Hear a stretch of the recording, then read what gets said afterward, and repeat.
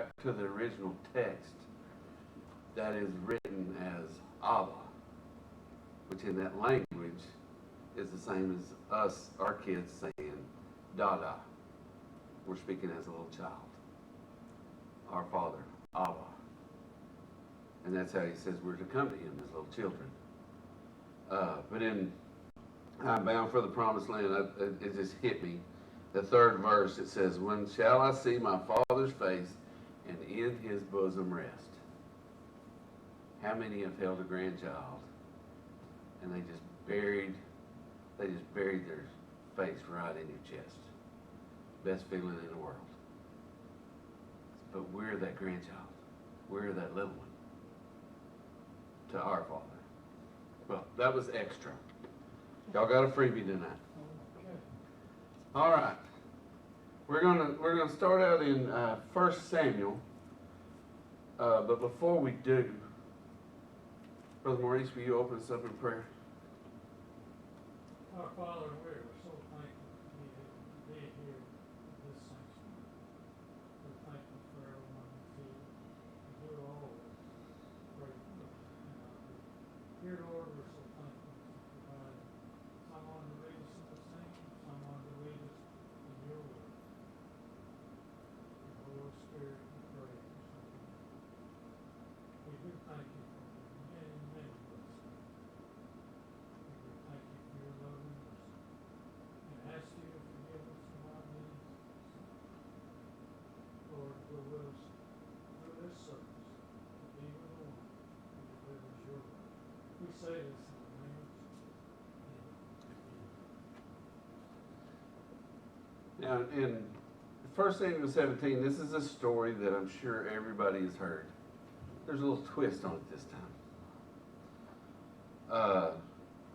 1 Samuel 17, starting at verse 1, it says, now the Philistines gathered together their armies to battle, and were gathered together in Shekah, and which belonged to Judah, and pitched pitched between Shekah and Azekah in Ephes-dammim.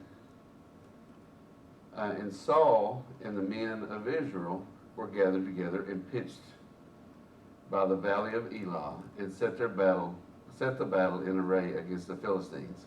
And the Philistines stood on a mountain on the one side, and Israel stood on a mountain on the other side, and there was a valley between them. And there went out a champion out of the camp of the Philistines, named Goliath of Gath, whose height was 6 cubits and a span. Now, the tallest man that I've seen in person was my grandfather. And I never saw him when he was this tall, but he had bone cancer and it just sort of shrunk. But he was 6'9" when he was 17 years old, which I have. Both of my children are heads above me. One of my grandsons is a head above my children. So they're getting pretty tall. But I'm a little short guy. But in the Bible it talks about cubits and a span. 6 cubits and a span. 6 cubits. At that time, a cubit is measured from your elbow to the tip of your middle finger. But that is of the king at that time. So in that case, it would be Saul. They measured him by King Saul. And 6 cubits in a span comes up to 9 feet 3 inches tall. The tallest man recorded in modern history was 7'11". He's still 1.5 feet taller than the tallest man that we have seen in the last century. But if you go like on people you see on TV and everything, you see like Shaquille O'Neal, big man, wide as he is tall, and strong as an ox. I saw him on a show the other day, and it had him and a guy about my size, and he picked him up with one hand. Just held him up in the air. So this is what this is what the men of Israel were going up against. Now, it says that Goliath had 4 brothers, and they were all in this army. And the men that came out of Goth were very tall. They were part of the Anakis. They were very, very tall people. Now, when he came forth, he stood down in the valley and yelled up on the mountain, "Who's going to come down here and face me?" He did that for 40 days and no answer.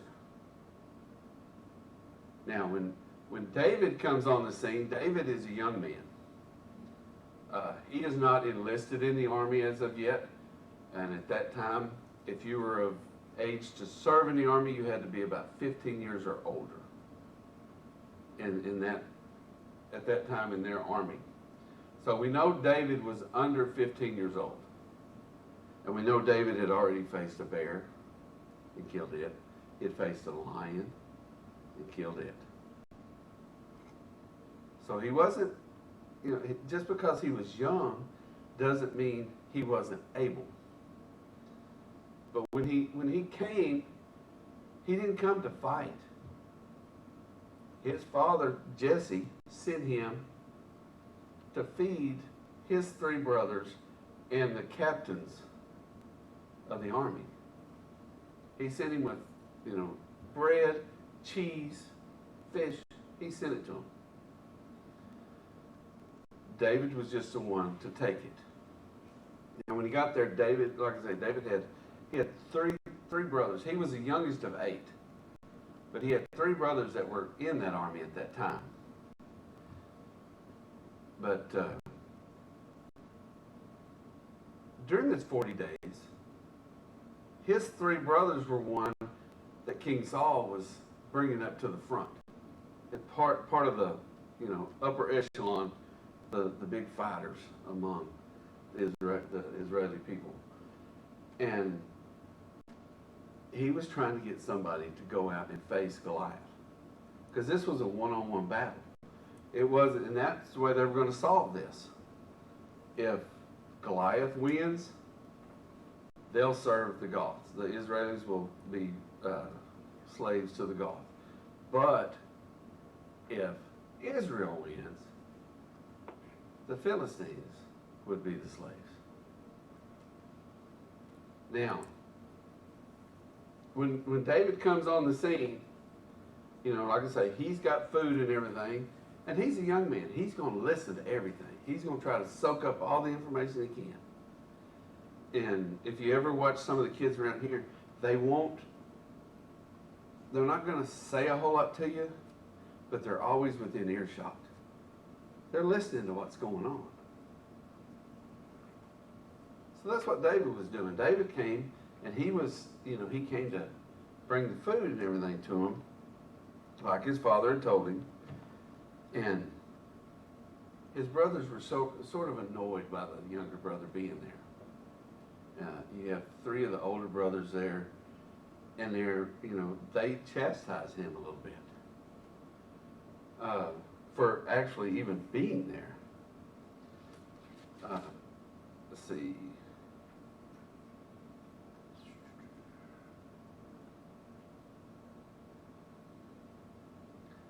And in verse 28, it talks about when David had already, when he was asking questions of what's going on. In verse 28, it says, "And Eliab, which is his oldest brother, heard when he spake unto the men, and Eliab's anger was kindled against David." He was sort of perturbed that David was there asking questions. You're supposed to be seen, not heard. He's just a kid. Don't listen to him. You're not a soldier. Why are you even talking? And he said, "Why comest thou down hither? And with whom hast thou left those few sheep in the wilderness?" I left those, I know thy pride and the naughtiness of thine heart, and thou art come down that thou might see the battle. In my notes I have, you just want to see what's going on. That's the only reason you're here. Not that Dad sent you down here. Okay, you brought us the food. Now, leave. You're not part of this. Leave. But David kept asking questions.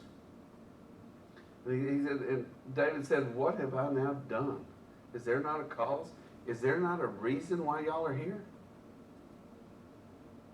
You know, none of y'all are doing anything about it. Can I see if I can do something?" That's pretty much what he's telling his older brother, and his older brother's not having it.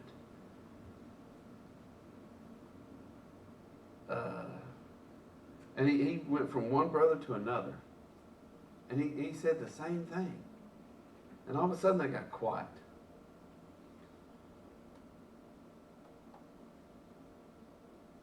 He went and talked to King Saul, which at that time, David was the one that Saul called on when he got a little anxious, he got upset. David would come and he would play either the harp or the lyre to calm Saul down. And in this manner, he actually was able, King Saul had him, when they were going to battle, King Saul would have him carry all of his armor in front of him. That was a pretty big honor at that time, that he would go in front of the king carrying his armor. Now he had, this is something that Saul didn't want to see done. He didn't want to see David go in there. He's going up against a giant. He'll get killed. He's just a kid. Like I say, Goliath came down and he presented himself for 40 days. No answer.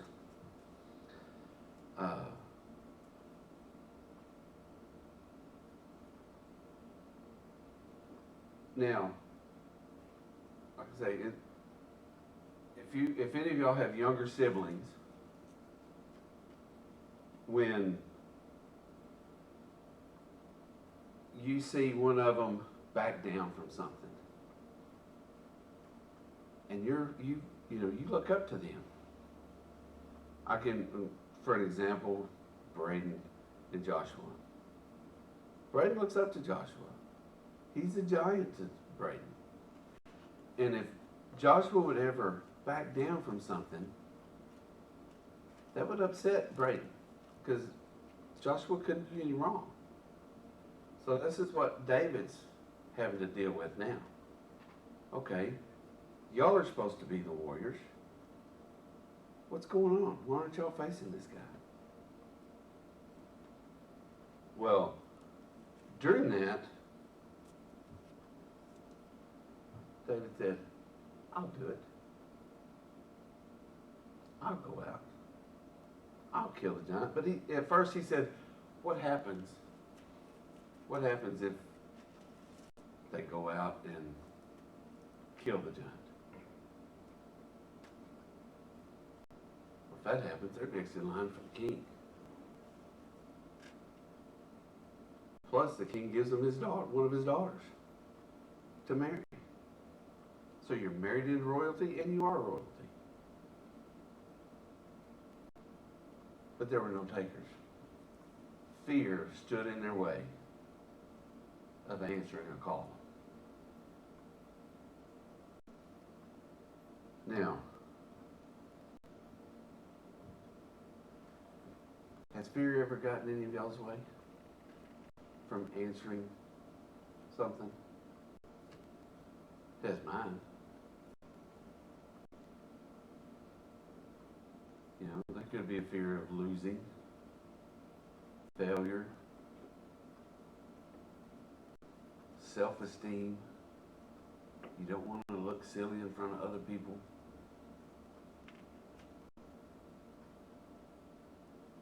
David was, he was just a little kid.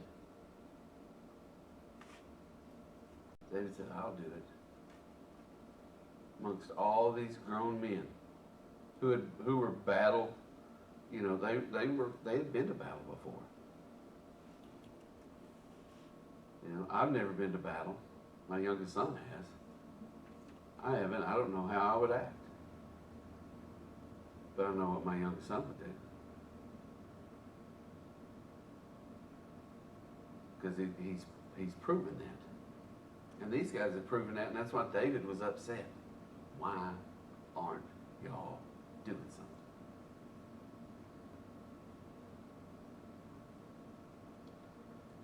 Our first youth program, Wednesday night, or Sunday, fifth Sunday, they gave you the verse from our youth.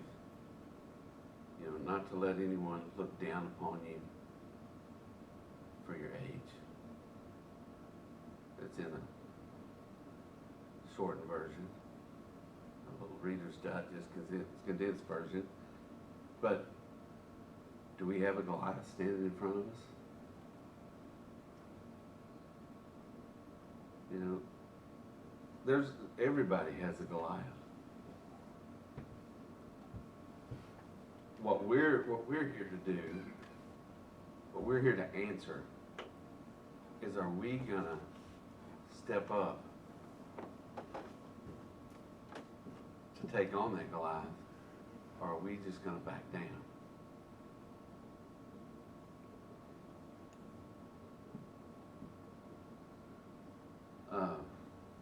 A lot of times I see, as you know, when you get a lesson or a verse, and you have to bring it in front of others, it's basically not for them. Because the Bible talks to whoever's reading it. If you don't open it up, it's not going to say anything to you. But if you read it, it'll talk to you. It'll let you know what you need to be doing. You know, Carrie and I had this conversation. She said, what are you going to speak on? And I told her, and, you know, it was almost the kiss thing. Keep it short, stupid. But it's, you know, and she said, I can understand this. She said, I have Goliaths. I do too. But as a church, we need to figure out what our Goliath is. And like I say, I'm not speaking to anybody out here. This came to me.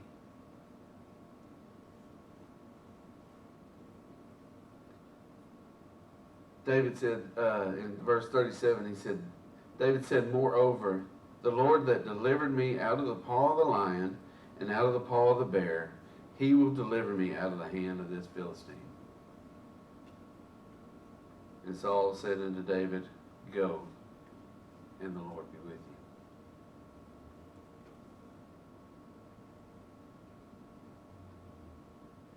Travis pulled a verse sort of like that on Carrie and I. And probably 17 years ago. Verse out of Isaiah. And the Lord said, who shall I send? And I said, here am I, send me. You teach your children, and it comes back and bites you. That was his excuse to us. He knew. Things were happening in this world. And he knew somebody had to step up. And he knew he was going to have to be one of them.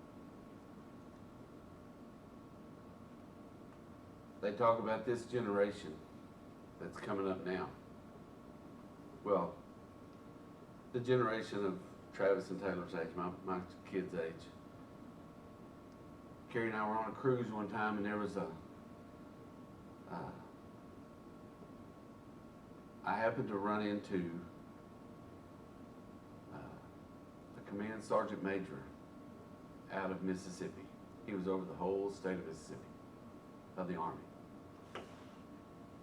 And we sat down and talked, and that was right when Travis deployed. Because they kept pushing back his deployment over and over and over. But Carrie and I had a cruise set, and we had to go, we lost our money. So, brother-in-law and sister-in-law and my in-laws, mother-in-law and father-in-law, saw Travis off. But he said, everybody talks about this generation. He said, sure, there's some bad ones here.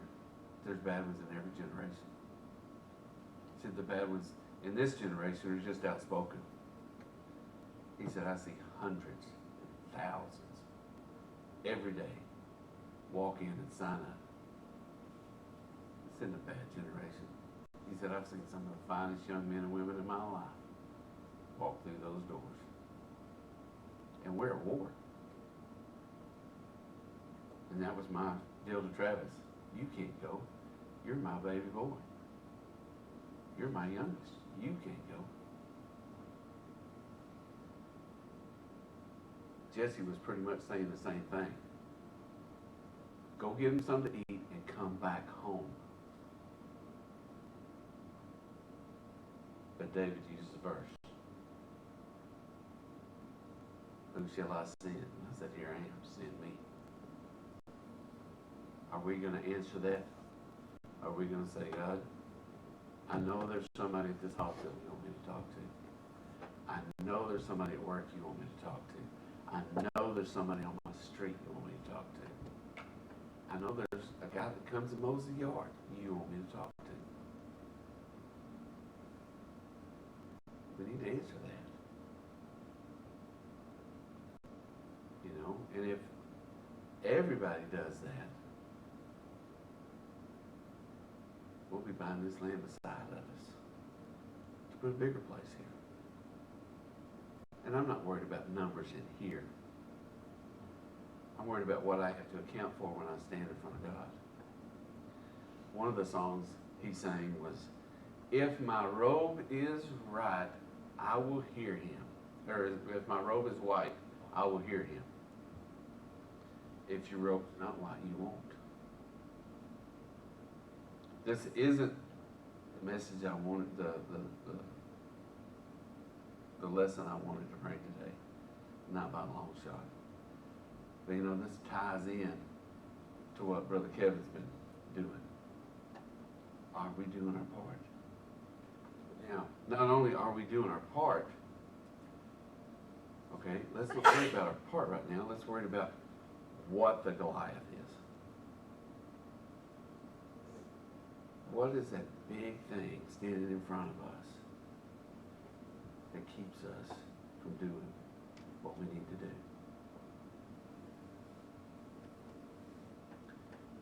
The rich man came to Jesus and said, how can I be saved? He said, sell all your possessions. Sell everything. And come with me. He said he was very rich. He said the man went away sad. He didn't want to sell his stuff. He wanted to hold on to what he had. What he didn't know, what he was putting in jars back then, I don't think there was banks, but he had jars and putting in cattle and livestock and everything else. God walked on it. He used it as dirt.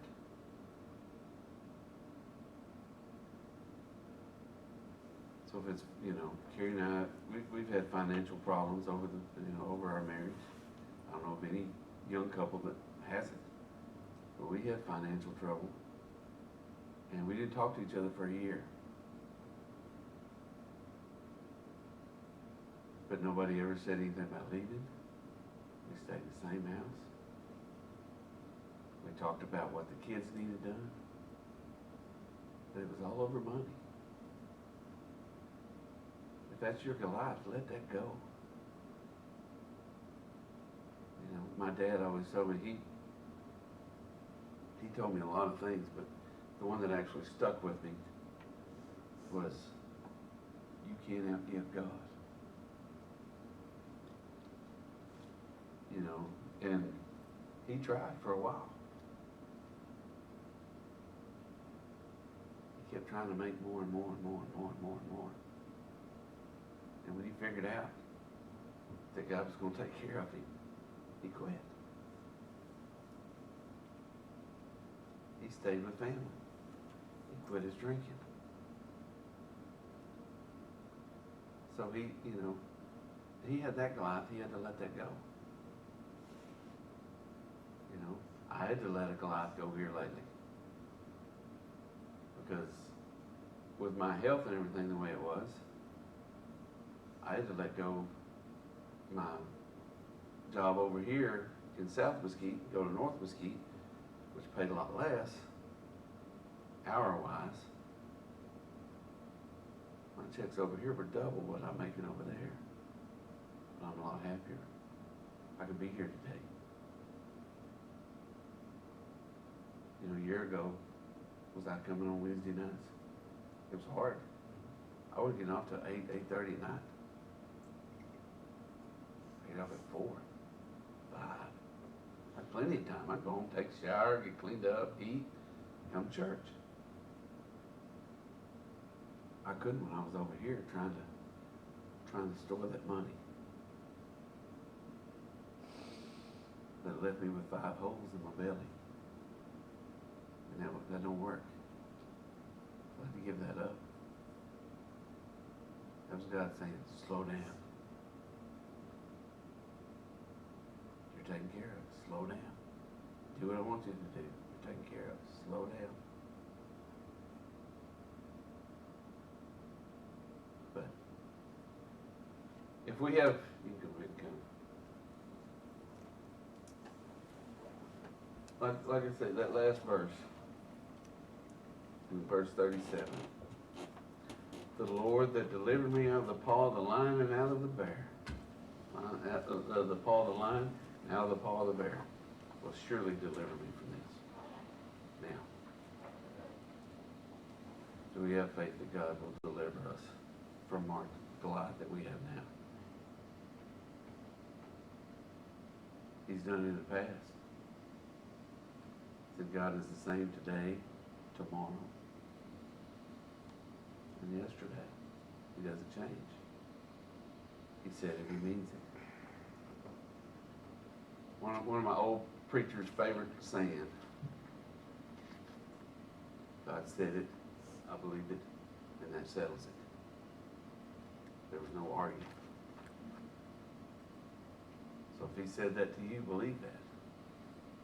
He will take care of you. Might not be the way we think we need to be taken care of. Now I'm going to tell you one thing, and I've told our youth, and they actually looked at me last Sunday. I had one of them, or Sunday before last. They actually looked at me in church when the preacher said it.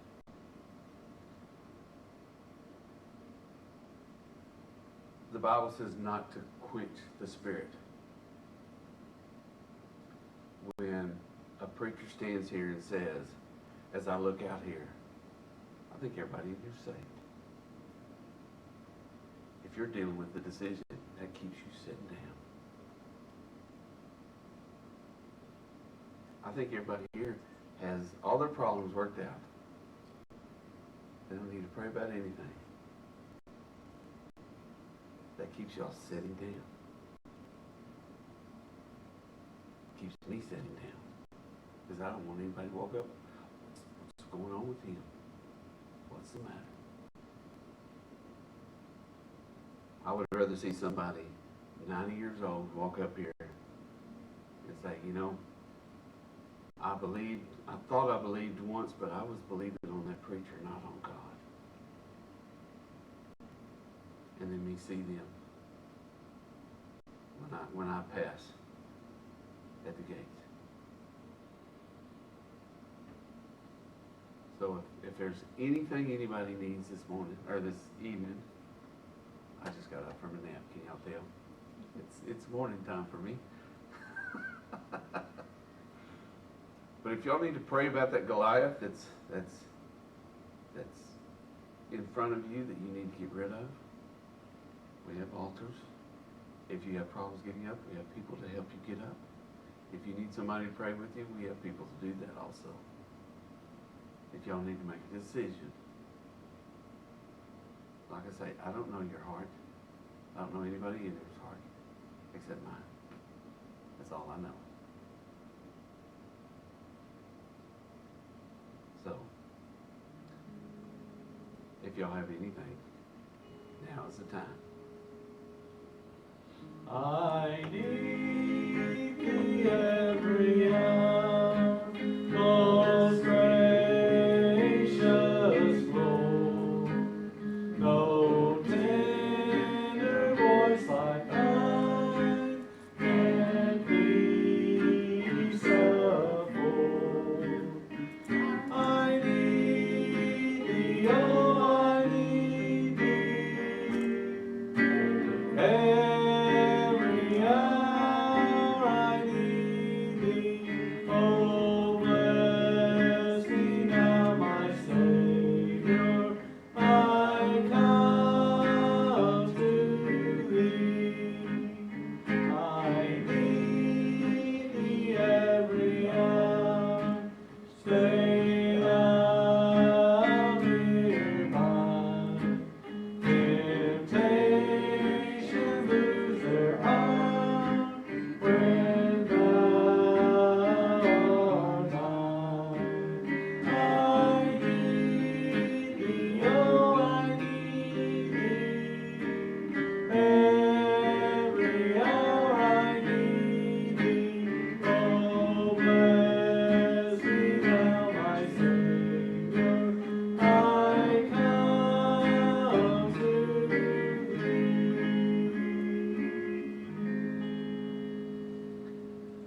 Thank you for your attention. I know I'm not the most eloquent speaker in the world, but You thought so?